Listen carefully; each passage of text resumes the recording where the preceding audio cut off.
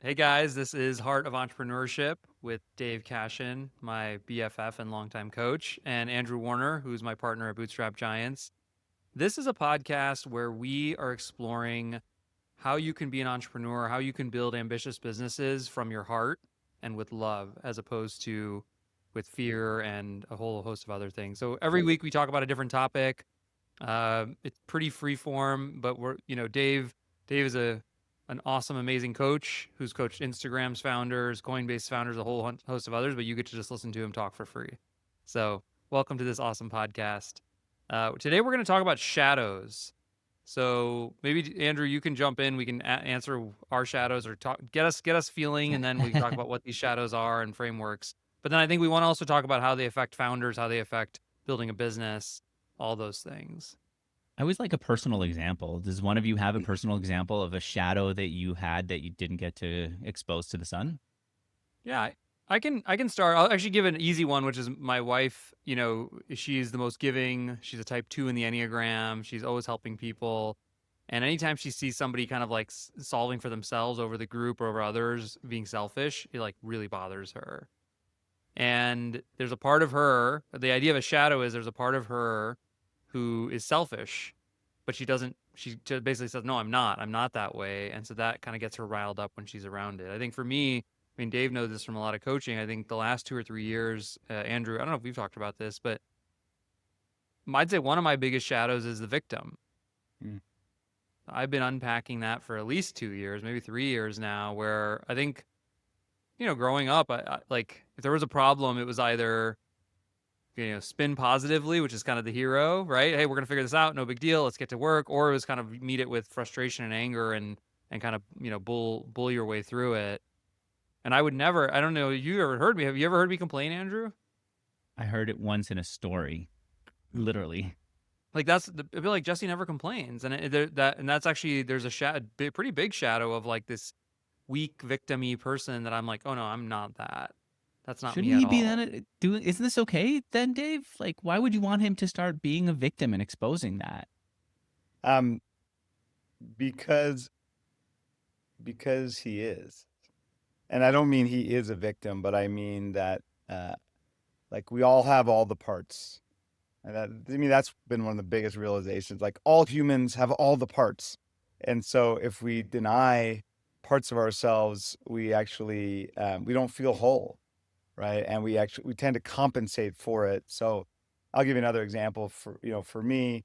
Um, shorthand for it would be like, I am not an asshole, right? Like, I am a kind, loving, nurturing, supportive guy. I'm not a jerk. I'm not, and so if I see somebody like, be super assertive or yell at somebody or be really aggressive, I'd be like, what a Neanderthal, right? What a jerk.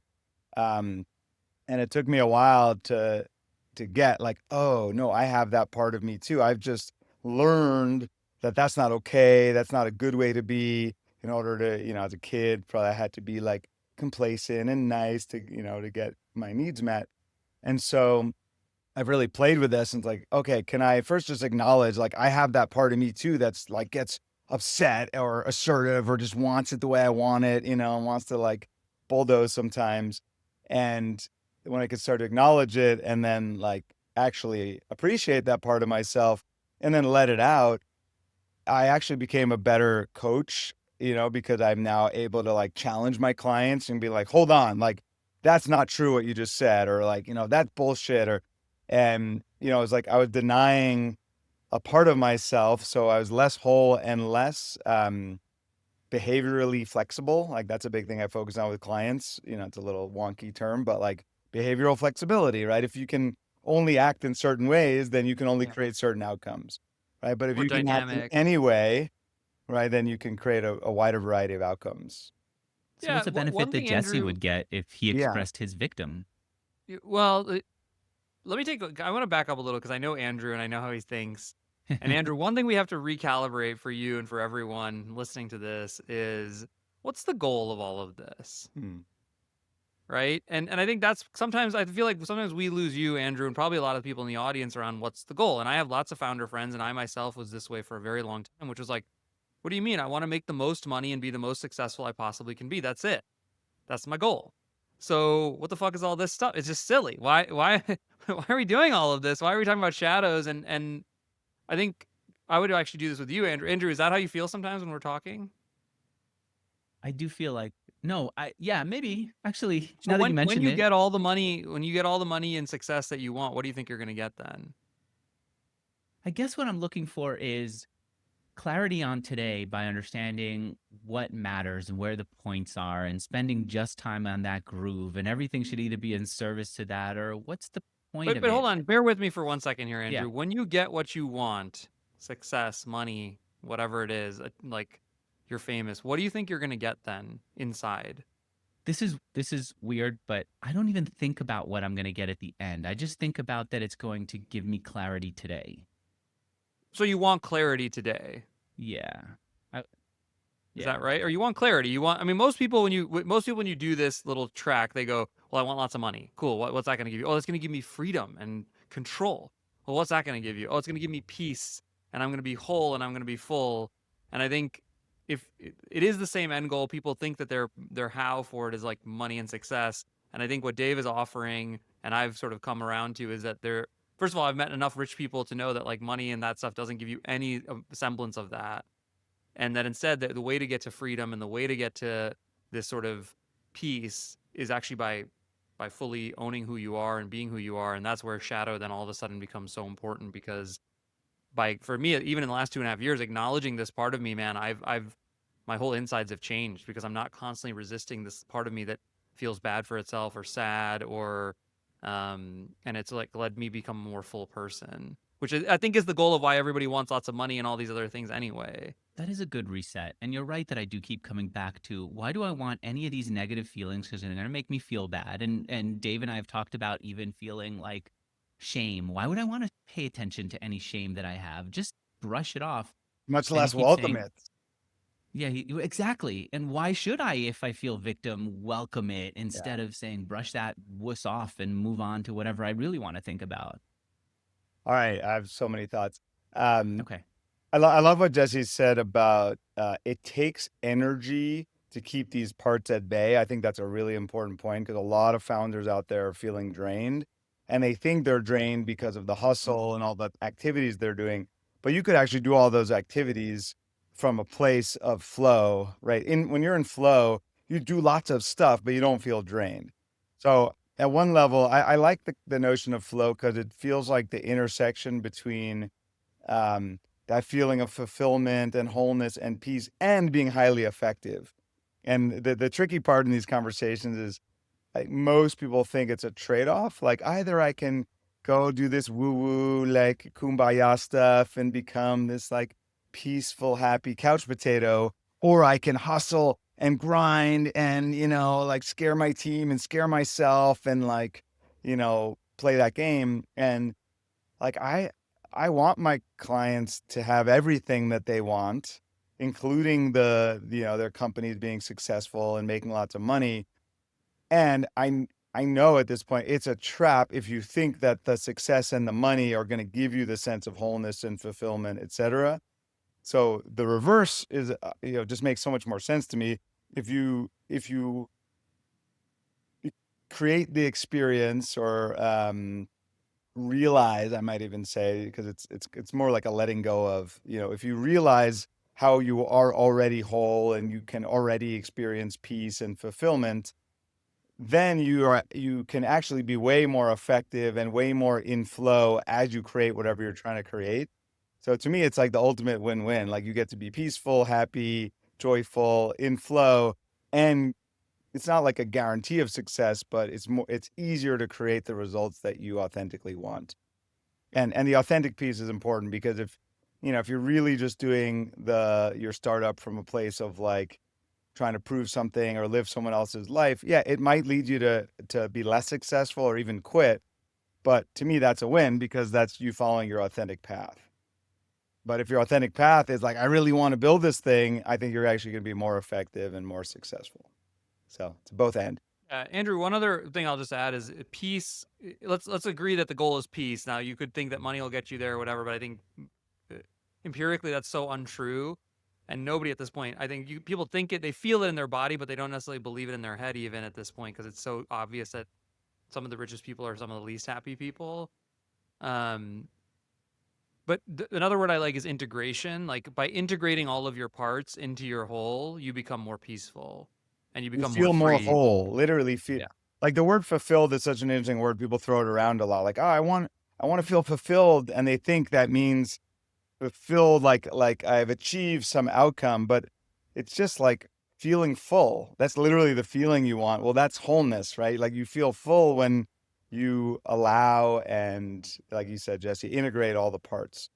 And even like, I don't know why my mind's going there, but some spiritual teachers like Ram Dass, I'm thinking of, for many, many years, he was on a chase to feel high, Mm-hmm. right? And a lot of us are on that chase, whether it's through business or through drugs or through spirituality, or it's like, "Oh, I want to feel that high, that like awakening experience, that like, or adrenaline experience." And at some point in his journey, he tells a story. He was like hanging out with Alan Watts, who's one of my favorite like Buddhist philosophers. And Alan's like, "Dude, you're like addicted to getting high. Like what's up with you?"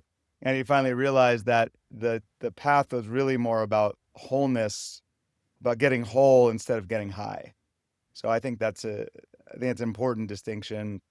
And one other thing I just want to throw out, there's this cliche I say to clients a lot, which is if you can't be happy now, you won't be happy then, but you can be happy now.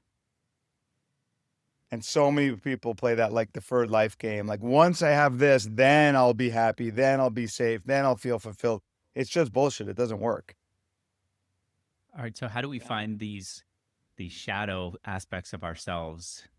And How do and we maybe one know? other thing for you, Andrew, that will be helpful is like we all can think of someone in our lives. Maybe it's a cousin, maybe it's someone else who's like super insecure, Mm, right? They feel like nobody likes them, or they have some part of them that's so, mm, and it's so much in control that they can't even have a conversation with you without giving you a guilt trip of some kind, or they can't even have a conversation without being super nervous because they have something that's really limiting them in some way. And Mm-hmm. when you say it that way, you go, yeah, of course there's a part of them, if they could face that and integrate it, they'd be probably more calm and more chill. And I think when it's very extreme, it becomes very obvious of, man, that person needs to work on themselves. Like, but all of us have that, right? And so my victim, sure, Jesse can present in certain ways and it's not obvious necessarily, but like examples for me is like I don't take as big of risks as I think I could. We've talked about this, Dave and I. So you want to have a real money example of it? Like I think I'm a mhm. pretty talented, smart, well-networked guy, Andrew, and here I am still bootstrapping businesses because I'm afraid of failing because that victim is so afraid. It's like that it never wants to be seen. Because if I fail at a business, then it'll have to be seen all of a sudden. Meaning everyone else will see that you failed, but you've And I'll already have to talked see it. Forget about. about Well, everyone else. I'll have to face it and go, oh no, there is a part of me that's like fails. And so like no, instead let's start businesses that you're going to be successful at that are gonna. And so that's like a big. Dave and I talk about that a lot, but that's a really good example for how not seeing my shadow. And I've been working on like, no, I'm okay with this like crybaby victim guy in me, and I want him to be more okay because then I can do whatever I want because I'm not a victim to my victim, right? yeah, and I might even use the word helpless. Like victim has a lot loaded in it, and it's useful. And like just say helpless. Like I don't want to feel helpless. I don't want to fail and lose people's money and feel that helplessness of like I went for it and I failed. And so to avoid that, I'll just do things that are more like narrowly within my control, less risky. That's a great example. So it has real consequences Yeah. for hard business stuff when you don't see it and don't appreciate it and don't integrate it into who you are. Because what was the question? Dave and I were doing a session the other day. I think I texted you, but it was like, who would I be if I wasn't afraid to cry, or who would I be if I wasn't afraid to fail, or something? It was something along those Mm. lines. Who Because would you I be? don't, the idea of losing other people's money does bother me for some Mm. reason, 'Cause what would and that that's mean probably why I about you? You'd bootstrap. have to face, being some way that you've decided is bad to be a loser, a Right. failure, or something like that. I mean, honestly, let's just take that one. That was a huge one for me. Like it was like a third rail, this idea of being a loser. So like if if I probably also have taken less risk than I could have in many ways. And like I'm really good at getting people to like me and saying the thing. Yeah, it's a little bit back to that, like being the nice guy. So I probably hold back in client sessions and things like that. Or even more like in my own business, like, retreats or programs I could try. Like the idea of being a loser, it's like, I feel like disgusted. Like, by the way, it kind of alludes to your question earlier, Andrew. So one way to know what your shadow is, like, what's the thing that you most don't want people to say about you? Right? Like if you imagine people in a room talking about you, maybe you're not there, and they said, "Oh, Andrew, that guy's a total narcissist," or Right. he's a liar, a cheater, a fraud, a hack. You freaking guys, I gotta tell you, I started out not wanting this. Like, what the hell? Now we're going into this wussy stuff that is going to make me weaker. To then going, show me how I can find my shadow so that I can figure out what's like holding me back and what as. Oh, all right. I'm definitely too embarrassed to even think about this with you two looking at me, but you're right that is that's a good one. What do I not want other people to say about myself? Where do I not want to end up? What do I not want? What do I not want 12-year-old me to say about myself today and in the future? That's, I think, what's going to bring it out of me too. Ooh. Yeah, and for me, like if I heard someone's, "Oh, Dave Cashin, that guy's a loser," uh, it's like hard to be Yeah. with. But I really sat with it and I was like, okay, how am I a loser? I was like, oh yeah, I lose all the time. I lose money. I make bad bets. I lose clients that I maybe want to work with.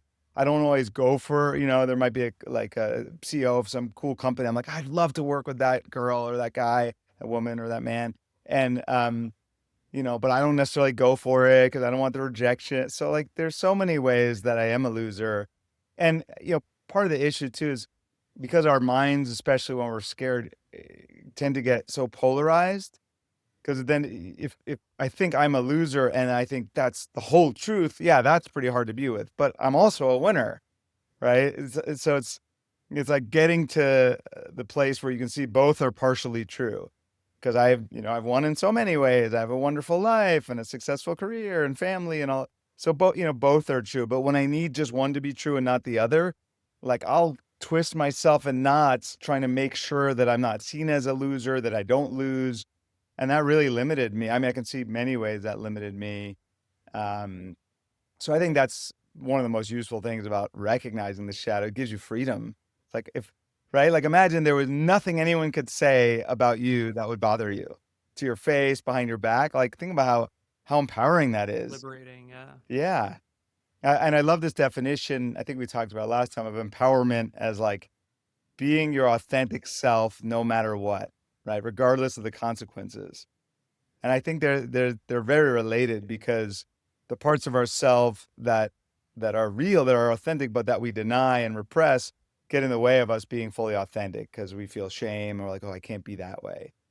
Um, and one other thought around, another example, like I had a client, his company was struggling, and I was like, it sounds like the team really needs you to be like a cheerleader right now, and like rah rah, and this is like an engineering background, just stereotype a little bit, tend to be a little quieter, more reserved. And he's like, well, no, that's not me, that's not authentic. I'm like, bullshit. It's just not comfortable, right? You've just told yourself I'm this way, I'm not that way, and really challenged him to like step out of his comfort zone and integrate that part. And because we all have all the parts and it really made a difference. But that's a common thing. It's like, or like giving direct feedback. Sometimes, founders will tell themselves, yeah, but I'm not assertive like that. It's like, well, okay, but you're here to serve. And if what the situation calls for is this thing, then being able to access all those parts of yourself is key. Okay, so Dave, what is the shadow? Like, let's talk about the theory, the sun. Sure. Yeah. Yeah. So if we use the metaphor itself, right? The shadow is the places where the sun doesn't shine, where the sun doesn't get to. So if you think of the sun as like the light of day, right? It's like the parts of ourselves that we don't allow to see the light of day is the shadow, right? So there are parts that are denied, repressed, negated, resisted, etc. I mean, a really simple way to think about it is, I am this way, I'm not that way, right? oh, I'm kind and friendly, and I'm not mean, I'm not a liar, I'm not a cheater, I'm not, all the things you think you're not are shadow. Um, and then use this. You referenced this earlier, talking about your wife, Jesse, that like when she sees other people who are selfish, she gets pissed off because she doesn't allow herself to be selfish. That's I guess I'm getting beyond definition more to how to identify it, but that comes with it. It's like projection, like the parts of ourselves that we don't fully accept and allow and love. When we see them in other people, we tend to get angry and triggered and judge it. So that's a place to look. Anything that you judge in yourself or in other people is a shadow. And there's just expound a little bit. There's sort of two ways that usually comes up. One is we know we have it in ourselves and we judge it, right? So I know I can be arrogant, and when I see someone else being arrogant, I judge them because I also judge myself. Like, oh, you shouldn't be arrogant. That's bad. Or I don't allow myself to be this way, and so I judge it when others do. And I had a client who was on an executive team, and one of the other people on the executive team was basically like, if this happens, I'm going to quit. And this client was like, that's so messed up. Like, how could, like that's so manipulative and so coercive. Cause that client didn't allow herself to set clear boundaries, right? And be like firm like that. So when someone else did, it really pissed her off. And we looked at that and it ended up being like one of the best lessons for her. I was like, oh, I don't allow myself to set boundaries like that. And so I get pissed off when someone else does. I thought that was a really interesting example. So Dave, we got Andrew interested in this finally. Yes. Only took 20 minutes. Yes. But now what? Like, what does someone do with this concept? Yeah. So one thing you could do with it is turn the whole world into a mirror.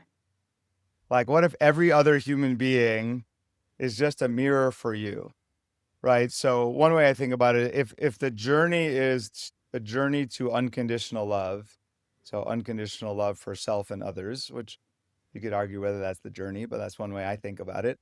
Well, then the world will just show you, other humans will show you the parts of yourself that you haven't yet loved. And obviously the parts of them you haven't yet loved. And it's, as you're hearing, it's a direct mirror, right? So if you can love yourself unconditionally, you can love others unconditionally. If you can love others unconditionally, you can love yourself unconditionally. So you can play with it either way, and both are useful. And I think for the more, again, hardcore founder, why do I need to love people unconditionally? Yeah. Well, I think it's more just like, I do think people resonate with the state of flow. And this, like, anytime the love has stopped because you're like, oh, I hate that guy, or I'm judging that guy, or I'm stressed about this, you're not flowing anymore.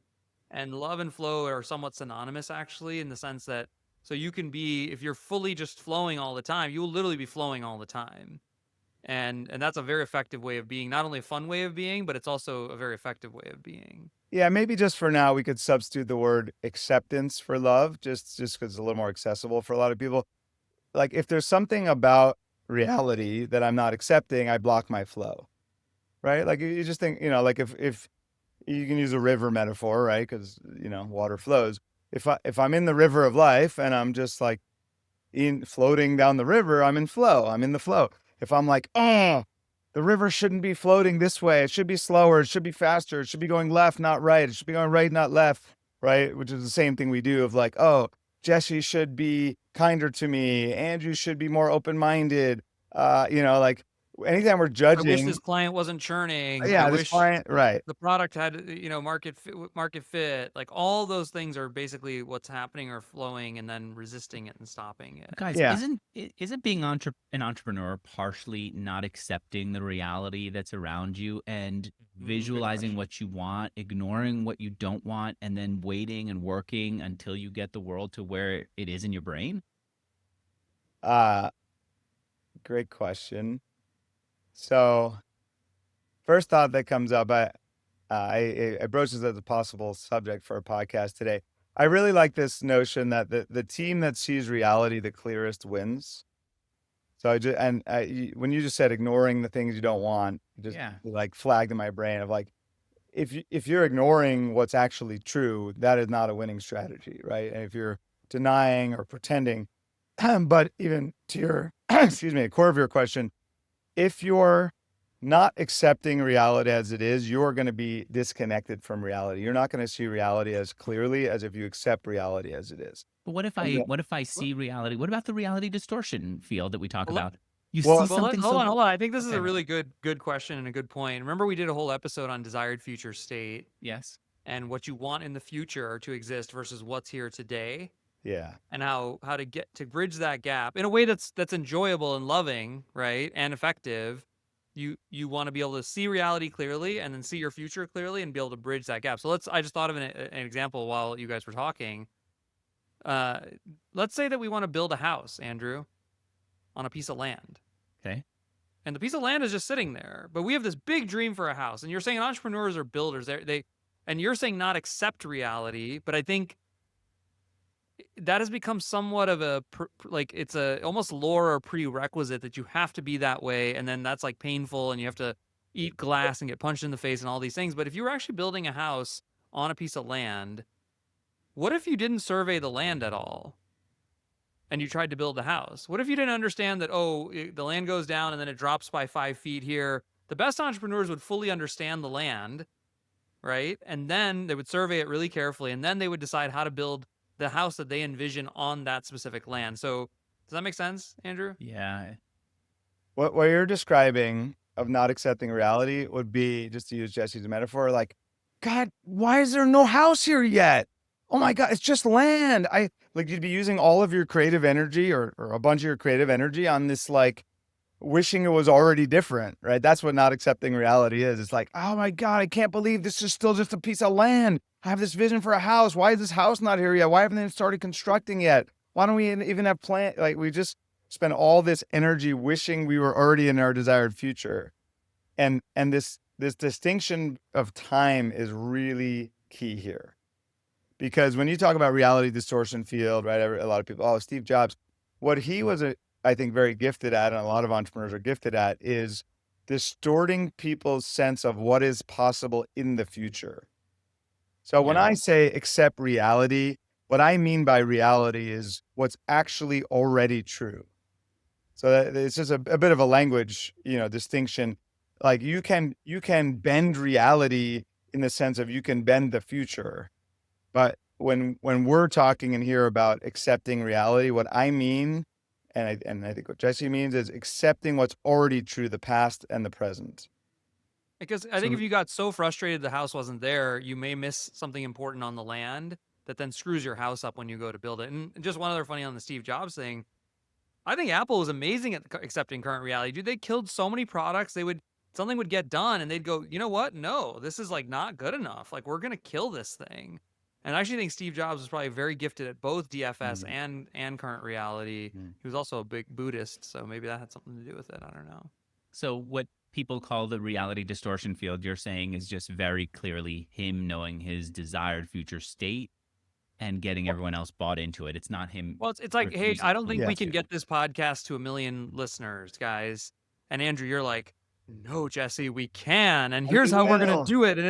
And then you convinced me that what I thought was possible in the future wasn't possible. It's not really reality distortion field. They should call it like what's possible distortion field. Possibility distortion field is really, I like that.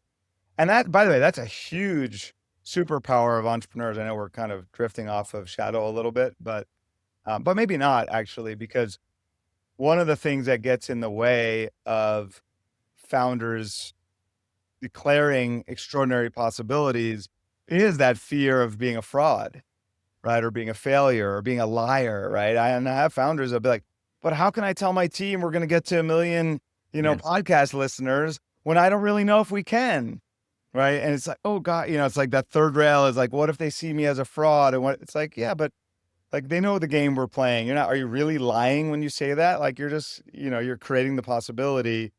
And so I think that's an interesting place where they intersect. Like if you're too scared to be seen as a fraud or a liar, that might get in the way of a very healthy, normal entrepreneur activity, which is to declare some desired future state as if it's going to happen.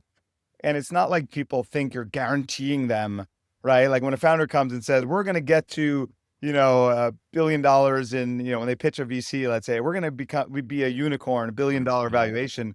The VC is not like, he has promised me that he's going to get to $1 billion valuation. And he's usually a liar if he doesn't, right? We know what game we're playing here.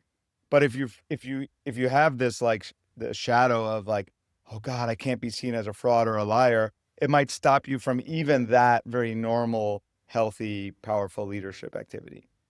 Why'd you ask that question, Andrew? How do we get down this rat hole? I'll tell you how we got down this road, because I keep thinking I shouldn't be paying attention to the part of my life today that I don't like, that I don't want, and that the best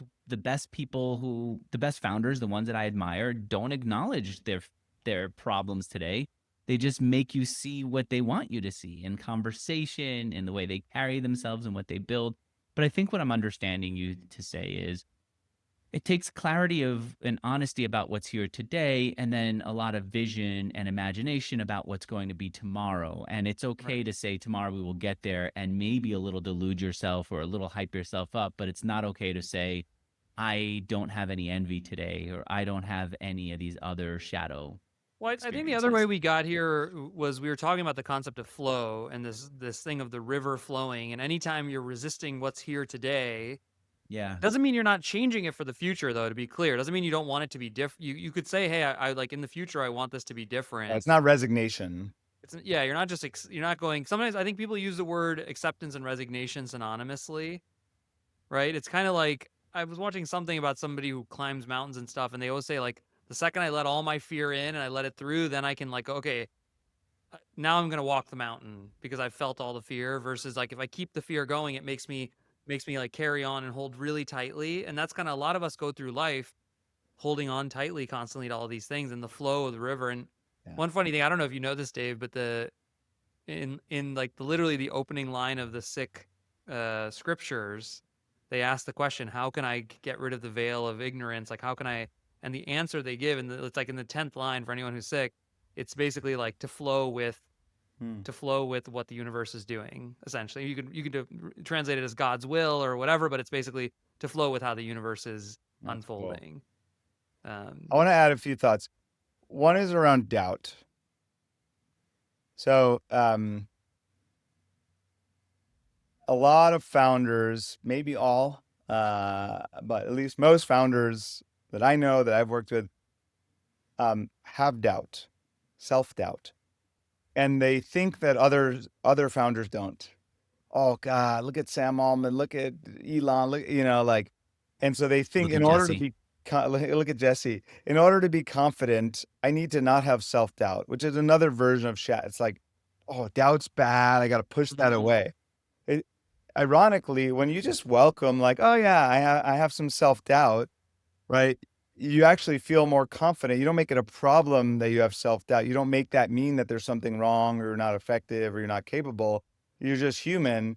So again, it's another version where if you integrate that shadow, what's for most people shadow is like, if I like was a founder and I come and say, yeah, I have a lot of self-doubt, right? Most founders don't go public with that, right? I have self-doubt as a coach. I've been doing it for 15 years. I've gotten Yeah. lots of accolades, whatever.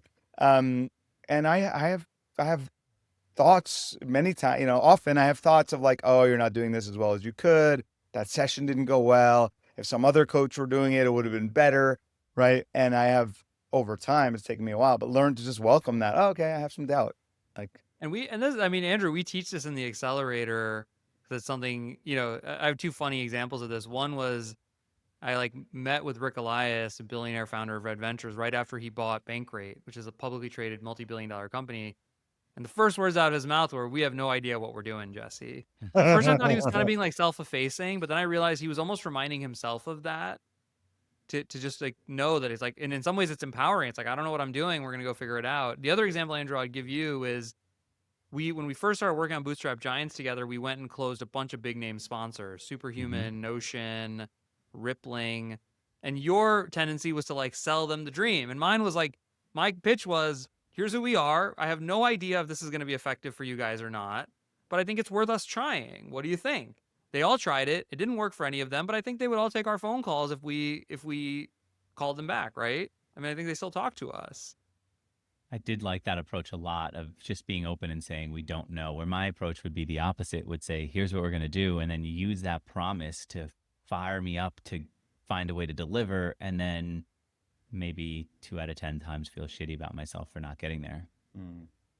And I think the other thing it does is it creates it does create some false expectations, um, and it's just not real. It's not reality. And I like to sell that way too. I mean, when I'm sure of something, I'll say it. But I think authenticity and that stuff really goes a long way in those situations. And I think the idea of admitting doubt really makes people trust you more. Yeah, I think that there's a clear connection here between being authentic, being vulnerable, and embracing the shadow, because we have these parts of ourselves, right? So pretending that we don't is by definition not authentic. And these are the parts that we tend to hide and, organize our life to like not experience or not show. And the more that you can love and embrace and integrate those parts, the more authentic you are. Yeah, Dave, one question I have for you, we've been doing this work together for 7 years now, I think. And I had no expectations. I didn't understand any of it when we started. And for the first couple of years, a lot of our time was spent on awareness building. Mm-hmm. And I've seen a lot of different friends or people who've taken my advice, whether it's like they go do medicine journeys or they go whatever, who actually haven't built that first layer of self-awareness. Mm. And I've noticed that I don't know, it can lead to some funny things. And so I'm curious, I guess, like a lot of people, when you talk about shadows, like I feel like the biggest issue most people have is they have no idea what their shadows are or even how to stop and tune into their shadows. And like, what's the prereq to shadows? Yeah, a few thoughts on what you just said, but self-inquiry, Oh, curiosity. Curiosity is probably like, you say how? yeah. Yeah. Let me make one broader point and then come back to it. I think that well, maybe two. I think there's a distinction between self-discovery and self-improvement. That is a really important distinction that maybe we'll talk about more in the future.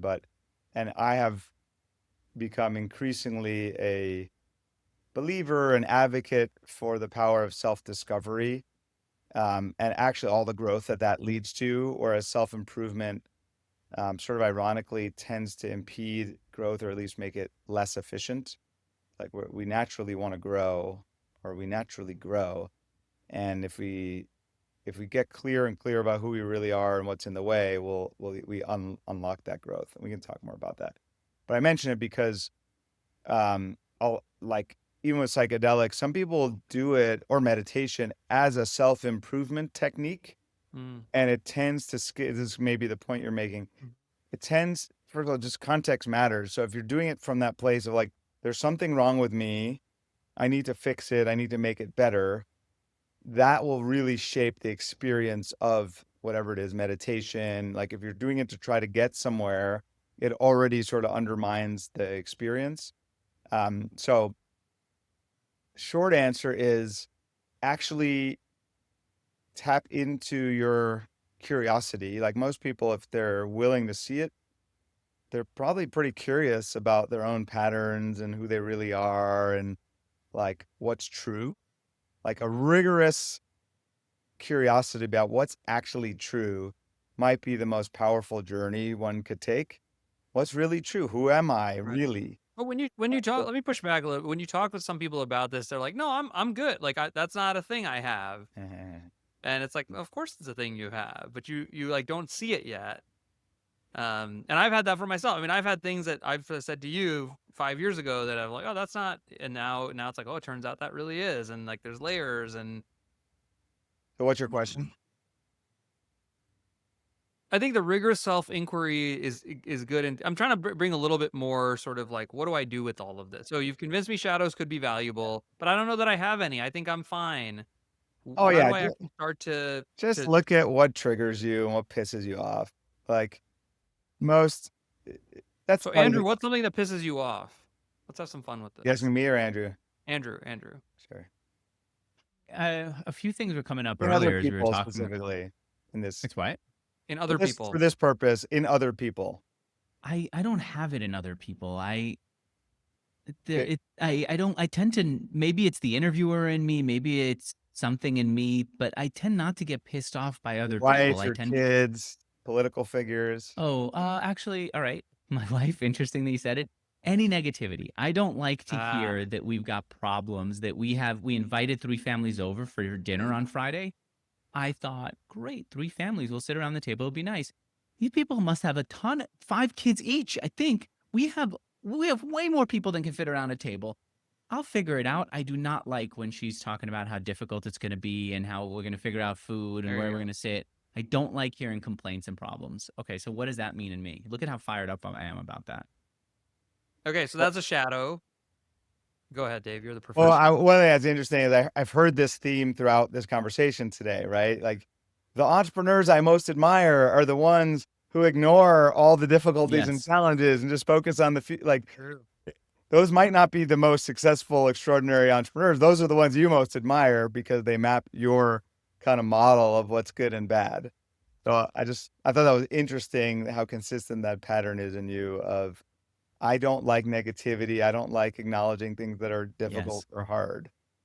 Um, so yeah, well, one, I'm really curious, like, what does it cost you to have to be positive all the time? There is there's a very good chance that these people will. I don't believe that. The chance that they're going to come and there's not going to be enough food or place for them to sit. Maybe like last minute, more of a scramble, I guess. But that's not the bigger cost. There's something else that I'm not aware of that it's going to cost me. I mean, it sounds exhausting to me to I don't have know. to I'm very like, carefree and I ignore it. Maybe like the last minute there's a scramble and then it feels exciting. Like, all right, we're going to figure out how to get 20 people to sit around this one table and another 20 around the other. okay. I don't know. But Andrew, is there a part of you that like complains or like doesn't like is feels negative about things at times? Lately, since we had the baby, I went from never complaining, everything's fine, to going, oh man, I don't have time. I don't have space for myself. Why do I have to wait till And the what end of the day happens to when have you do that? Do you judge that? Do you judge um yourself for doing that? I get kind of slumped. Like I slump instead of instead of bounding out to the couch and spending my half hour by myself. I'm like, this stinks. Why do I not have more time up until now? And also I was so drained because I had to keep watching this and doing that. That's Yeah, where it so comes up. this is interesting. There's something I was going to say earlier that I'll say now, which is there's a bit of a paradox here where um, when you have denied parts of yourself, they tend to leak out. And the more you love and accept the different parts, the more choice you have about how you behave. So that's a little bit of what I think I'm hearing here, Andrew, is like negativity, complaining, the negative one, the one who complains, the one who um, sees how it can be hard. You tend to repress that, but then it leaks out. And so even when you maybe want to be like positive and just like embrace, time with your, young child, um, that negativity has to come out somewhere. So it leaks out there where it's safer to feel it. Whereas if you fully just like, well, just see, so as you acknowledge that part of yourself, can you appreciate the negative part of yourself, the one who looks for and acknowledges things that you don't want? Honestly, not yet. And we're close to the end. So is there an exercise where I Yeah, I could was gonna do to ask come to Dave. terms So with so this? with Andrew or anyone listening, it's like, okay, I found one. I thought about what pissed me off with my wife. I've got something. What do I do with it now? So I would both look at, it might be easier to start with, okay, what do I,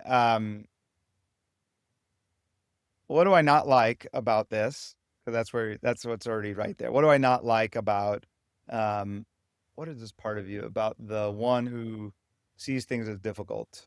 It's a little bit like victim, frankly, like Jesse's. So it's obvious what you don't like about it. Well, I don't know if we have time. Yeah, we have a little bit. What do you not like about this part of yourself? I don't like it because it's not energizing. Okay. I always like things that give me energy, and feeling superior to my problems gives me energy. And just check and see how might it serve you? To acknowledge that, to acknowledge what? How might this part serve you? The one that is sometimes like negative or complaining. I don't even see a way that it could serve me. If you had, Maybe the only thing I can think of in having conversations with you is that it is possible that I am spending a lot of internal brain cycles on avoiding it and not enough on just recognizing it and letting it go. And that is something that I could see. Yeah, I wonder how much of, well, two thoughts. I wonder how much of it draining you is your resistance to it versus the thing itself. Maybe. I mean, you've really taught me to pay attention to that and to see that there is an energy leak, or that I'm diverting Resistance. my energy to something else instead of just accepting it and moving on. I got an Or just idea. accepting. Yeah. Every day at the end of your day, Andrew, write down like 5 complaints or negative things and then just like That's look at them, tear them up, let them go, and go the next day, and let's see how your energy shifts. that's a fun experiment. I like that. I'll try that. 5 things that irritate me that I don't want. Sure. Negative complaints. Just let yourself complain, basically. Let this part out. Like I will really try let it. yourself complain. Oh my God. Oh, this was so hard. And this was, like play the victim. This isn't gonna work. Yeah. But I think like it's like you're kind of letting it. You're kind of like saying it, and then burn it or tear it apart and see what happens. Okay, I'm game. I'll try that. I'll let you know how it goes. I might switch from writing to talking because I think I might do Yeah, better I don't even bitching it, know but if you need to burn I it. will let it go. To me, it's like play, like exaggerate it, like really go all the way into it, right? That's a great tool. Like, Okay. I'll come back to my example when this whole thing about being a jerk. I did this exercise called a persona party, where you go to a party, literal party, as this persona that you typically deny. So I went as this like macho asshole. I think I even had like cigarettes like rolled up in my sleeves. I Fun. guess I was like 50s macho asshole. Um, and I could just feel these like aspects of myself, this energy, this power that I literally had never felt. It was like I guess being an actor or being in like an out of body experience. And I assumed people would respond a certain way, like they would be like put off by it. But it turned out it was actually fairly attractive. People were like drawn to my energy, and so I really like this idea. Just to your question, Jesse, like first there's like identify it, then see if you can find the benefit of it or accept it or appreciate it. Even just it might be as simple as acknowledge like we're just human, like we're human. We want to complain sometimes and be a victim sometimes, right? Like making that part of yourself wrong just creates this inner conflict. But I think that's another fun thing you do is go like exaggerate it, go all the way into it, play with that part of yourself that you usually deny and see what happens. Like that All experiment. right. I All think that's right, a good let's end place it to end there. it. I'll give it a All shot. right. Thanks, This was Dave. great. Thanks, Thanks, Jesse. guys. All right, See you bye all in the next guys. one.